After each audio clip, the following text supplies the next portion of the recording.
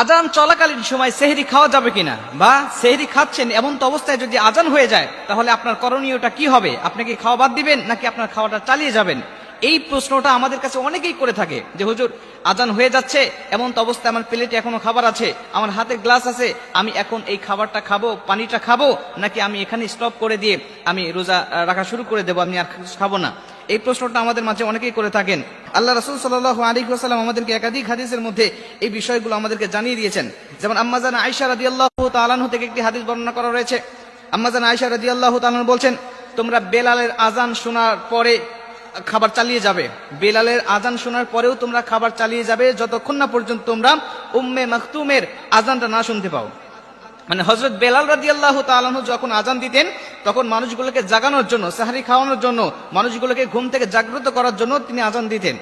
তখন পর্যন্ত খাবে, কিন্তু যখন উম্মে মাকতুম আজান দিতেন ফজরের আজান, এই ফজরের আজান হয়ে গেলে তখন তো সুবহে সাদিক হয়ে যাবে, তখন তো ফজরের ওয়াক্ত শুরু হয়ে গিয়েছে, তখন আর এই মানুষটা আর সেহরি খাইতে পারবে না। যদি খায় তাহলে তার রোজাটা হবে না। এটা আল্লাহ রাসূল সাল্লাল্লাহু আলাইহি ওয়াসাল্লাম আবু দাউদ শরীফের হাদিসের মধ্যে তিনি হাদিসটা বর্ণনা করেছেন। তবে আল্লাহ রাসূল আমাদেরকে কিছু ছাড় দিয়েছেন। আল্লাহ রাসূল যেমন আবু দাউদ শরীফের 2350 নম্বর হাদিসের মধ্যে আবু হুরায়রা রাদিয়াল্লাহু তাআলা আনহু হাদিসটা বর্ণনা করেছেন। তিনি বলছেন, আল্লাহ রাসূল সাল্লাল্লাহু আলাইহি ওয়াসাল্লাম বলে দিয়েছেন যে যদি তোমরা আজান চলাকালীন সময় তোমরা খাচ্ছ, তোমাদের খাইতে খাইতে হঠাৎ আজান শুরু হয়ে গেছে কিন্তু তোমার হাতের পেয়ালায় পানি এখনো আছে, তুমি পানি খাইতেছিলে কিন্তু অবশিষ্ট পানি এখনো আছে, তাহলে তুমি এই অবশিষ্ট পানিটুকু না রেখে তুমি পানিটুকু পূর্ণ খেয়ে নাও। তুমি তৃপ্তি সহকারে পানিটুকু খেয়ে নাও, তবে পুনরায় আবার তুমি পানি নিবে না, পুনরায় তুমি আবার প্লেটে ভাত নিবে না। তুমি খাচ্ছ কিন্তু অবশিষ্ট সামান্য কিছু বাদ আছে যেটা তুমি খাইলে পরে সমস্যা হবে না, কিন্তু তুমি যদি আবার বেশি করে খাচ্ছ, আবার প্লেটে ভাত নিচ্ছ, বা প্লেটে অনেক ভাত আছে যা খাইতে তোমার সময় লাগবে, খাবার পাত্রে তুমি এক পাত্র পানি খাচ্ছ আবার পাত্রে নিচ্ছ, এরকম হলে পরে তোমার রোজাটা হবে না।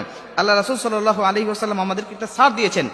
এই জন্য আমাদেরকে একটু চিন্তা করতে হবে যে আজান যখন শুরু হয়ে যাবে, আজানের শুরুর আগেই, এখন তো ডিজিটাল যুগ জামানা, আমাদের প্রত্যেকের হাতে মোবাইল থাকে, ঘড়ি থাকে, আমরা যদি চিন্তা করি যে আমাদের সেহরির সময়ের শেষ সময়ের অন্তত 5 মিনিট আগে আমরা খাওয়াটা শেষ করব, তাহলে অবশ্যই আমাদের পরিপূর্ণ হকটা আদায় হবে। কিন্তু আমি যদি আজানের অপেক্ষায় থাকি, অনেক মসজিদে আছে, দেখা যায় অনেক ভাইরা আছেন যে এলাকার বিভিন্ন মহল্লায় মসজিদ হচ্ছে, আজান হচ্ছে, এখন চিন্তা করে যে এটা তো আমাদের মহল্লার মসজিদ নয়, অমুক মহল্লার মসজিদে আজান দিচ্ছে, আমাদের মহল্লার মসজিদ যখন আজান দিবে তখন আমি খাওয়াটা শেষ করব।